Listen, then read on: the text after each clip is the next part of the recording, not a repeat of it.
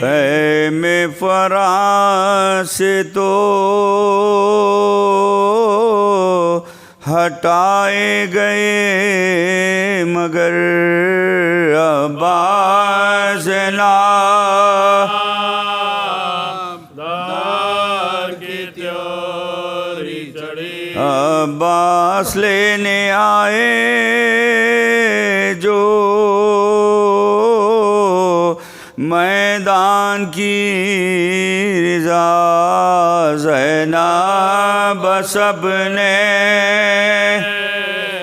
بازوں کو بلوے میں بے ردا سرے زینب کو دیکھ کر اللہ جانے کیسے قیامت کی رائی ذکر غم حسین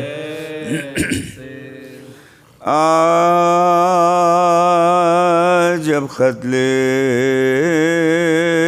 کیا نیر پر سقائے حرام کو بھائی کا دیا داغ شہنشاہ امم کو پانی نہ دیا پیاس میں اس بحر کرم کو تھا شور کے اب خوف کسی کا تھا شور کے اب خوف کسی کا نیا غازی کو جگر بند ید اللہ کو مارا عباس کو کیا قتل کیا شاہ عباس کو کیا قتل کیا شاہ عادات تو یہ کہتے تھے شہیدی کا یہ تاحال تر آنسوؤں سے ہوتا تھا رومال پر رومال فرماتے تھے کیا ہو گئے عباس سے خوش اقبال دنیا میں نہیں جینے کا فاتح دنیا میں نہیں جینے کا فاتح بن بھائی بسر ہوگی نہ کان ہماری عباس کے ماتم میں گئی جان عباس کے ماتم میں گئی جان ہماری بیکار سوئے اب کوئی نہیں ہمدم یاور پائیں گے کہاں ایسا وفادار برادر برائے کہیں آر زوئے سبت پیمبر جلدی میری گردن پہ چلے شمر جلدی میری گردن پہ چلے ظلم کا دشمن پا بھی عالم تنہائی نہ ہوئے جینے کا مزہ خاک جینے کا مزہ خاک یہ کہہ کے تڑپنے لگے سلطان دو عالم برپا تھا جب خیمہ شبیر میں ماتم چلاتی تھی زینب کے جگر پھٹتا ہے دام بھائی کے علم میں نہ بھائی کے علم اندھے جہاں ہے جو علمدار نہیں ہے کوئی میرے بھائی کا کوئی میرے بھائی کا مددگار نہیں سمجھا کہ اسے رنے کو چلے جب شہ ابرار دوڑی عقب شاہ سکینہ جگر افگار چلائی کہ بابا مجھے یہاں چھوڑو نہ زنہار دکھلا دو مجھے لاش دکھلا دو مجھے لاش پانی نہ ملا مر گئے وہ خوں میں نہا کر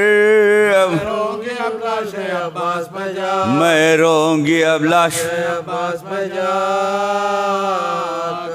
آخر اسے دریا کی طرف لے کے چلے شاہ یوں کہنے لگے فوج سے بڑھ کر کہیں گمراہ کیا قصد ہے جاتے ہو کدھر اے شہزی جا دریا پہ ہمارے گئے تھے دریا پہ ہمارے گئے تھے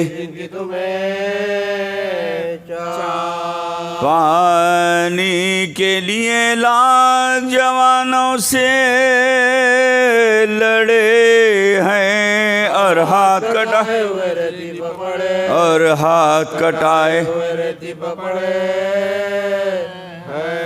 ناگہاں نظر آیا انہیں لاش عباس چلا کے کہا ہائے ہم اب ہو گئے بے آس پہنچیں گے نہ تم تک تھا یہی بھائی کو وسواس اب کون بجھائے گا اب کون بجھائے گا سکینہ ہاتھوں کے تصدق تن صد پاش کے صدقے اے جان برادر میں اے جان برادر میں تیری لاش کے ساتھ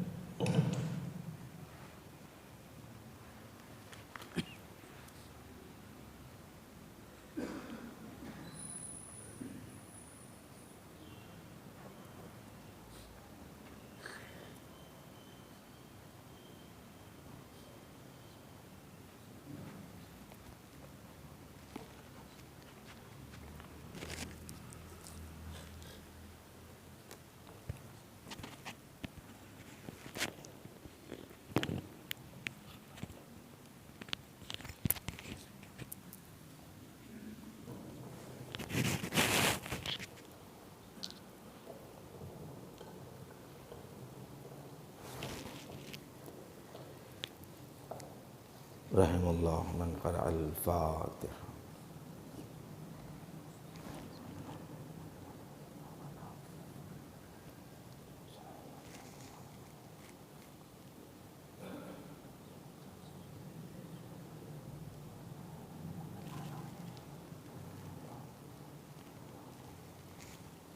بسم اللہ الرحمن الرحیم. الحمدللہ رب العالمین. الحمدللہ الذی ذکرہ شرف للذاکرین وشکرہ فوز للشاکرین وطاعتہ نجاة للمطیعین ثم الصلاة والسلام والتحیۃ والاکرام علی اشرف الانبیاء والمرسلین وخاتم النبیین ورحمۃ للعالمین جد الحسن والحسین ابی القاسم محمد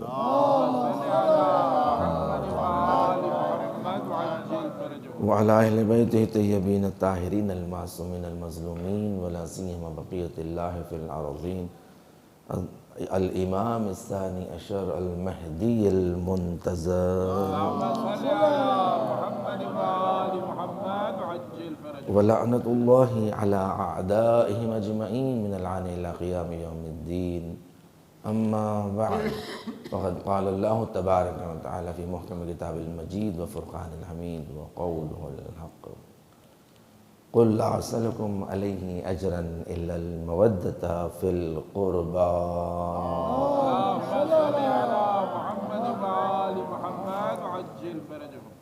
حیات لمحہ بلمحہ کرم حسین کا ہے، نجات کا ہے وسیلہ تو غم حسین کا ہے. یقیناً یہ ذکر ایک ایسا ذکر ہے کہ جو انسان کے لیے وسیلہ نجات ہے، اس لیے کہ یہ نجات کی کشتی ہے، یہ بخشش کا ذریعہ ہے. ذرا گرامی، مسائل فقہی میں جو واجبات نماز بیان کیے جا رہے تھے، اس میں یہ بیان کیا گیا کہ 11 عدد واجبات نماز ہے کہ جسے انسان کو جاننا چاہیے، پہچاننا چاہیے کہ کیا ہے. اور ان میں سے 5 ارکان نماز بیان کیے گئے کہ ارکان نماز اگر عمدن و سہون بھولا دیے جائے، چھوڑ دیے جائیں تو نماز اثرس سے باطل ہے، نماز باطل ہے. مگر باقیہ واجبات ایسے ہیں کہ جس سے نماز باطل نہیں ہوتی ہے. بعض چیزوں میں اگر سہون چھوٹ جائے، واجبات میں سہون چھوٹ جائے، اسے درست کیا جا سکتا ہے، یا بعض غلطیاں اصلاً قابل بخشش ہے کہ اسے چھوڑ دو، مسئلہ نہیں. بعض ایسے واجب اگر سہون ہو جائے، عمدن اگر انسان چھوڑ دے تو وہ تو واجب ہے، کیونکہ واجب جب کہا گیا ہے تو یعنی واجب ہے انجام دینا. ان واجبات میں سے کوئی بھی عمدن چھوڑ دے تو پھر واجب باطل ہے. مگر یہ کہ کوئی عذر ہو بیماری کی وجہ سے، علت کی وجہ سے. مثال کے طور پہ فرضاً ایک مثال لیجیے، ایگزامپل، کہ نماز میں ارکان نماز کی بحث گزر چکی ہے، ہم ارکان پہ نہیں کریں گے. واجبات نماز میں، جیسے واجبات نماز میں ہے سورہ کی تلاوت کرنا. سنیں، یہ سورہ پڑھنا ہے آپ کو، کہ الحمد کا سورہ پڑھا جائے، لا صلاۃ الا بفاتحہ، کہ نماز نہیں ہوتی مگر فاتحہ، سورہ فاتحہ ضروری ہے. سورہ فاتحہ پڑھنا ہے، اور سورہ فاتحہ کے بعد ایک کوئی سورہ پڑھنا ہے. اب چاہے وہ طویل سوروں میں سے ہو، مختصر سوروں میں سے ہو، پڑھ سکتے ہیں. اب طویل سوروں میں سے ہے کہ ایسا سورہ نہ پڑھیں کہ جس میں سجدہ واجب ہے، جو سوروں میں واجب سجدہ ہے. کیونکہ اگر آپ نماز کی حالت میں سورہ پڑھ رہی اور سجدہ واجب ہو گیا تو واجب ہے، تو سجدہ اضافہ ہو جائے گا نماز میں. جب نماز میں سجدہ اضافہ ہو جائے گا تو نماز باطل ہو جائے گی، کیونکہ سجدہ بیان کیا گیا ارکان نماز میں سے ہے، ارکان. اور اس میں کوئی چیز کم کرو یا زیادہ کرو، نماز باطل.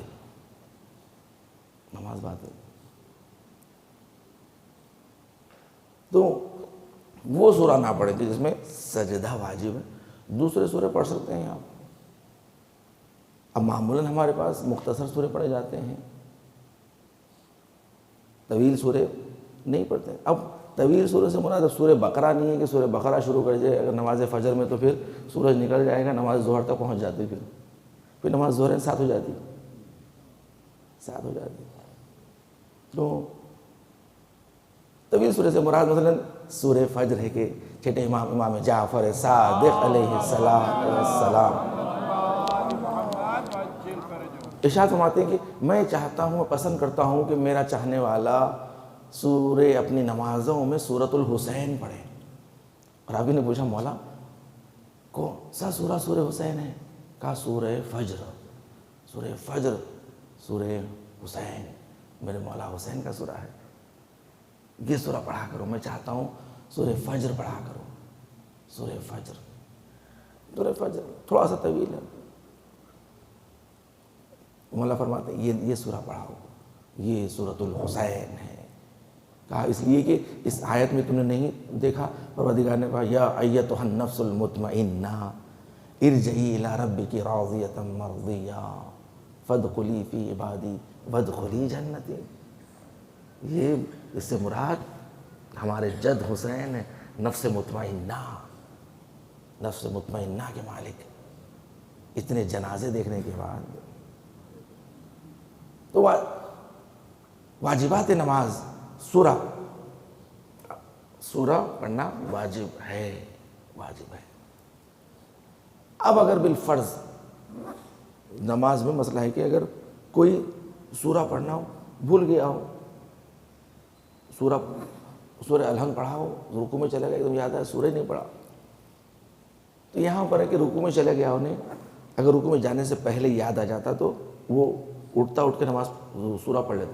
اب کیونکہ رکوع میں چلا گیا، ذکر رکوع شروع کر دیا، اسے ذکر رکوع کرنے کے بعد یاد آیا کہ سورہ نہیں پڑھا، کوئی بات نہیں، یہاں پر معاف، کوئی بات نہیں، حالانکہ واجب تھا سورہ پڑھنا، کوئی بات نہیں، مگر کیونکہ جگہ سے آپ چلے گئے، یعنی ایک جگہ سے دوسرے مقام پہ آپ جب چلے گئے اور وہ چیز چھوٹ گئی، کوئی بات نہیں۔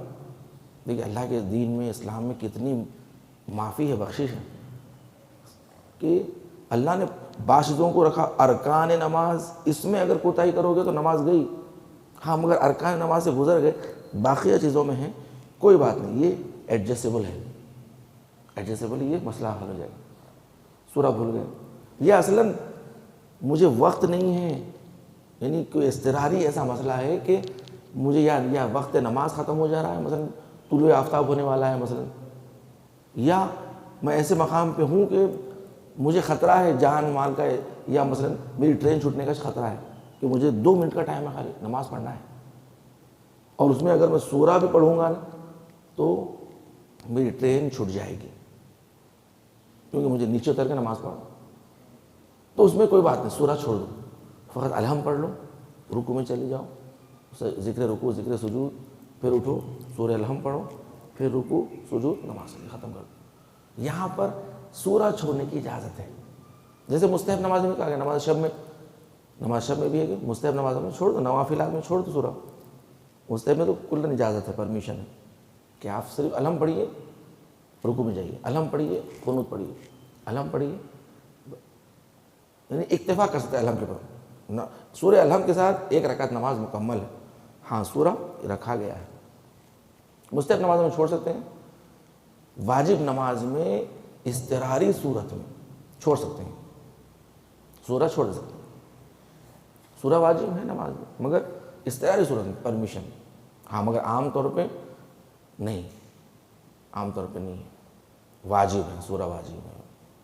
اگر سورہ میں تلاوت سورہ میں اگر سہون غلطی سے کوئی آیت چھوٹ جائے پڑھنا، کوئی آیت بھول گئے پڑھنا، بعد میں یاد ہے ارے وہ آیت ہی نہیں پڑھا، اس کے بعد ایک آیت تھی، یا بالفرض کوئی آیت غلط پڑھ دی اور بعد میں احساس ہوا کہ ارے میں کچھ غلط پڑھ دی، وہ جگہ گزرنے کے بعد آپ کو یاد آ گئی، جب بھی یاد آ گئی اصلاح کر لو، ٹھیک ہے نا، اصلاح کرنے میں کوئی مشکل نہیں ہے، کریکشن کرنے میں، آپ کوئی آیت پڑھے اور آپ کو احساس ہوا کہ ارے میں غلط پڑھ دیا، نہیں بلکہ ایسا ہے، فوری اصلاح کر لو، کریکشن کر لو، کوئی مسئلہ نہیں، جب کا جب بھی، کوئی نہ سجدہ سہو ہے نہ کوئی مشکل، نماز آپ کو وہیں کا ویسے ہی نہیں، مکان سے گزر گئے، آپ رکوع میں آ گئے، رکوع میں آنے کے بعد یاد آیا کہ مجھے شک ہو رہا میں یہ آیت صحیح نہیں پڑھا، یا مثلا یہ عطف مثلا واو سے تھا، فا سے نہیں تھا، میں نے فا سے عطف کر دیا فرضاً،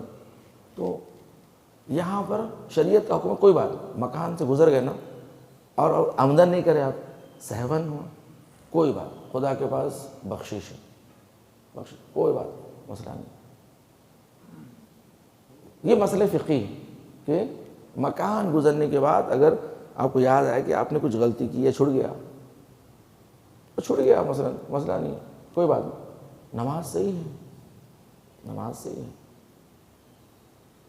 تو یہ واجبات نماز میں سے جو آج بیان کیا گیا وہ تھا قرأت تو سورہ، اور یہ واجب ہے، مگر اگر غلطی ہو جائیں، عمدن غلطی کرنا تو جائز نہیں ہے، کہ بھائی عمدن غلطی کریں تو وہ تو باطل ہے نماز، نہیں، سہون اگر غلطی ہو جائے تو کہاں اگر وقت ہے، ابھی اس مکان پہ ہے، اصلاح کر، اگر مکان سے گزر گئے تو کوئی بات نہیں، نماز آپ کی صحیح ہے، نماز چھوڑو نا، نماز تو بعض لوگ کیا ہوتا ہے چھوٹی چھوٹی غلطیوں پہ نماز توڑ دیتے، ارے میرے سے غلطی ہو گئی، نماز توڑ، ارے نماز نہیں توڑنا چاہیے تھا آپ کو، آپ کی نماز صحیح تھی، وہ نماز صحیح تھی، کوئی مسئلہ نہیں. بعض ایسے غلطیاں ہیں کہ جو نماز میں آپ کو فوراً سجدہ سہو کرنے سے نماز آپ کی صحیح ہو جاتی، مگر لوگ کیا کرتے ہیں پوری نماز چھوڑ دے کے کیا کرتے ہیں کھڑے رہ کے پھر دوبارہ نماز پڑھ. وہ بھی نہیں ہے. اپنے آپ کو تقریباً اس لیے کہتے ہیں عالم بنو. جب مسائل کا پتہ چلتا ہے انسان کی زندگی آسان ہو جاتی. جب انسان کو پتہ نہیں چلتا اس زندگی ٹف ہو جاتی، مشکل، کیونکہ انسان جہالت میں انسان اپنی زندگی ٹف کر لیتا. جہالتیں ہیں، اس لیے کہا کہ جاہل انسان کے لیے زندگی مشکلات میں ہو جاتی گرفتار. اسے پتہ نہیں، آپ کو راستہ ہی نہیں معلوم یہاں سے مثلا دائرہ امیر مومن کیسے جانا. اگر آپ کو نہیں معلوم دائرہ امیر مومن کیسے جانا، پھر لوگاں لے کے جاتے، 4 لوگاں لے کے جاتے کھاندے پہ. ہم بتاتے آپ کو دائرہ امیر مومن کہاں ہے. دو راستے کا پتہ ہونا چاہیے نا. انسان کو پتہ ہے تو پھر 4 لوگاں لے کے جاتے. عالم بنو، اس لیے کہا عالم بنو. عالم کی 2 رکعت نماز، جاہل کی عابد کی 70 رکعت نماز کے برابر. 2 رکعت نماز پڑھی. اس لیے کہا گیا علم اہل بیت، انا مدینۃ العلم وعلی بابھا صلوات.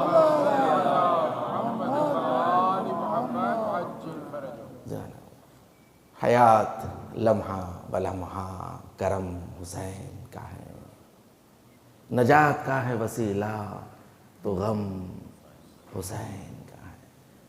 جانے میں کیوں نہ ہوں کہ جسے اللہ نے کہا نفس مطمئنہ، علی اکبر کا لاشا اٹھایا نفس مطمئنہ، قاسم کا لاشا اٹھایا نفس مطمئنہ، عباس کے کٹے ہوئے بازو اٹھائے نفس مطمئنہ.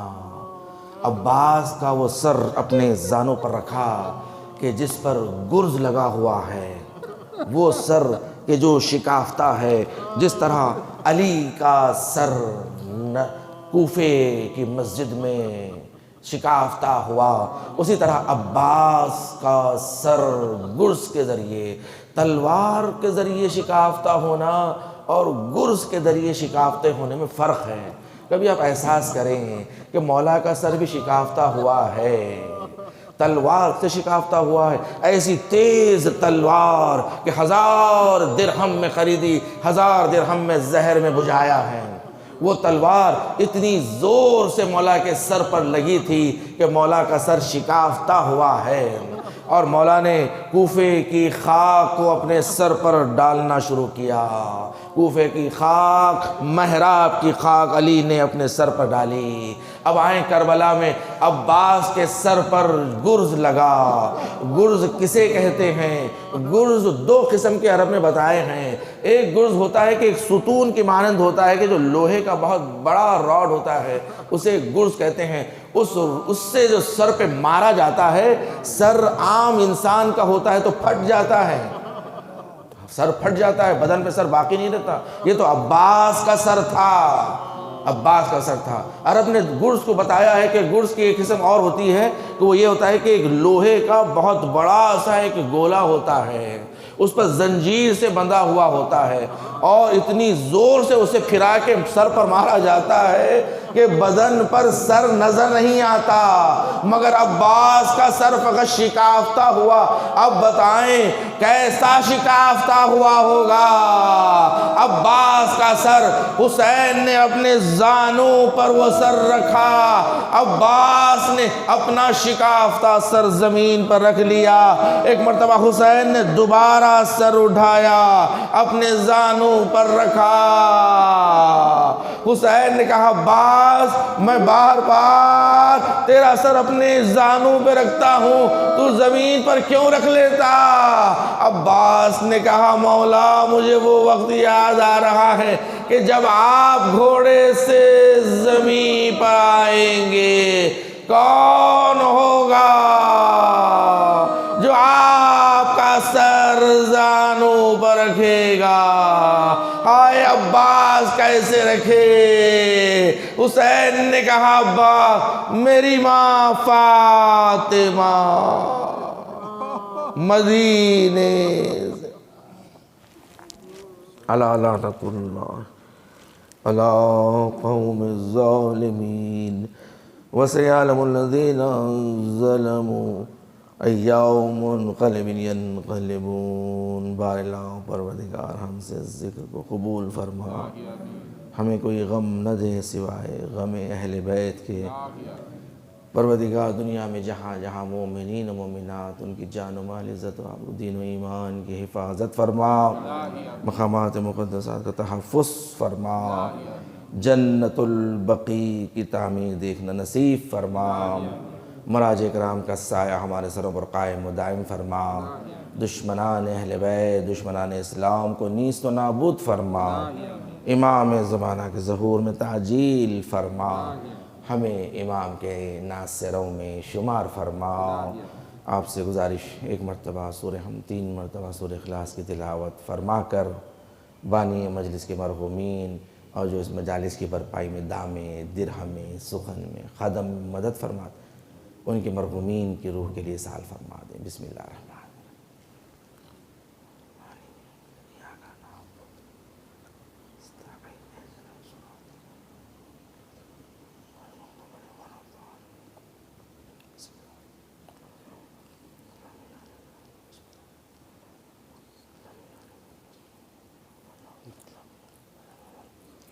ربنا تقبل منا انك انت السميع العليم بجاه محمد وآله الطاهرين۔ حسین